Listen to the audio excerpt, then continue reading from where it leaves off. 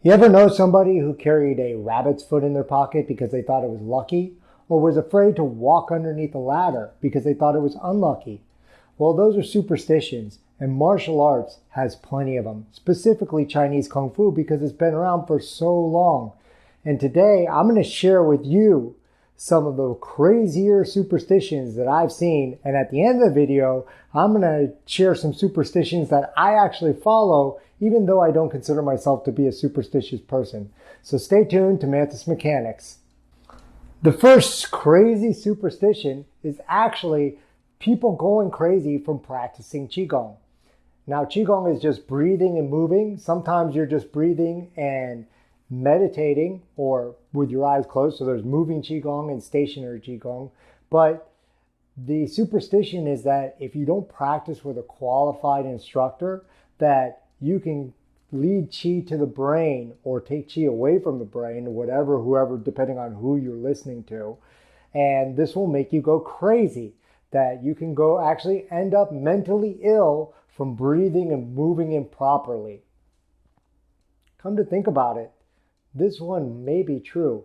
Have you ever talked to somebody who only practices Qigong? They say some crazy stuff sometimes, like projecting their Qi to knock out people. Maybe this isn't a superstition. Let's move on to the next one. The next superstition involves an internal art called Tai Chi. I've been told that practicing Tai Chi during a thunderstorm is not a good idea. And the reason why is because there's so much energy during the thunderstorm that your pores are open when you practice Tai Chi, or your Qi channels are open, and that the energy is too much for you to take, and you could end up making yourself ill or injured. And I'm not talking about just practicing outside. Practicing outside during a thunderstorm is not a superstition. It's dumb. But I'm talking about even if you're inside under the cover of a house or a school, you shouldn't practice during a thunderstorm. Now, I live here in South Florida and we have plenty of thunderstorms, especially during hurricane season. And I've practiced Tai Chi inside during a thunderstorm plenty of times with no ill effects. Still, people are superstitious about this, and I've had teachers who will not practice Tai Chi during a thunderstorm. Now, this next superstition is mostly not practiced anymore. I don't know anybody who actually believes this anymore, but it's so crazy that I have to share it, and it's about iron palm. See, in the old days, they believed that the rust from iron was poisonous, but if you hit the iron and it was rusty, you could slowly build up a resistance to this poison and that it would absorb into your hand. Then later on, you could hit somebody with your hand and you would expel that rust poison into their body and severely injure them or kill them. Now, I don't think anybody thinks this is how iron palm works anymore. I think everybody believes that it just toughens the skin and hardens the bones, right? So we make the bones more or less porous or more thick. So through Wolff's Law, that's not the right word. I'm trying to think of the word right now. It's escaping me right now. But the point is that they used to believe that the poison from the rust would come out of your hand into the person. That was what would kill them. This, to me, when I heard this, just blew my mind. The number 4.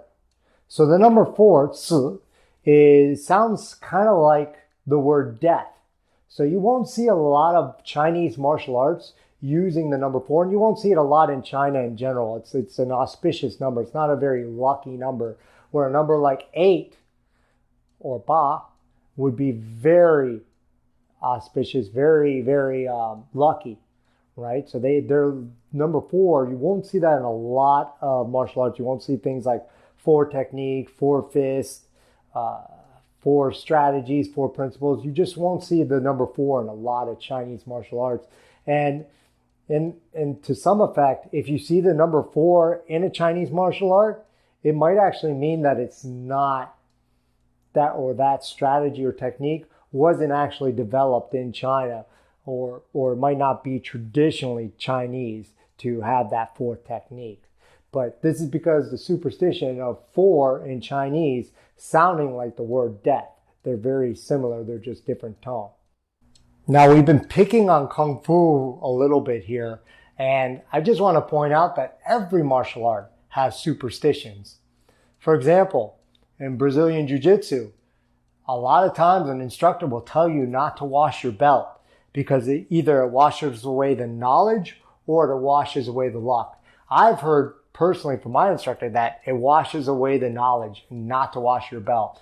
So I don't. I do spray mine down with disinfectant after each class, but I don't put it in the washing machine and wash it.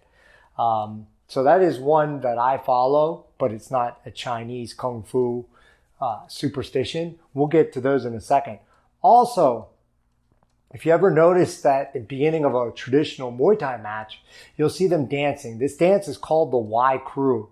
And originally, this dance was done to chase away evil spirits.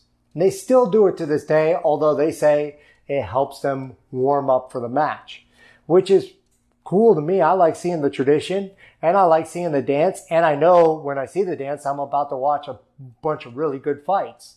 So the Y Crew doesn't bother me, even though it comes from a superstitious background.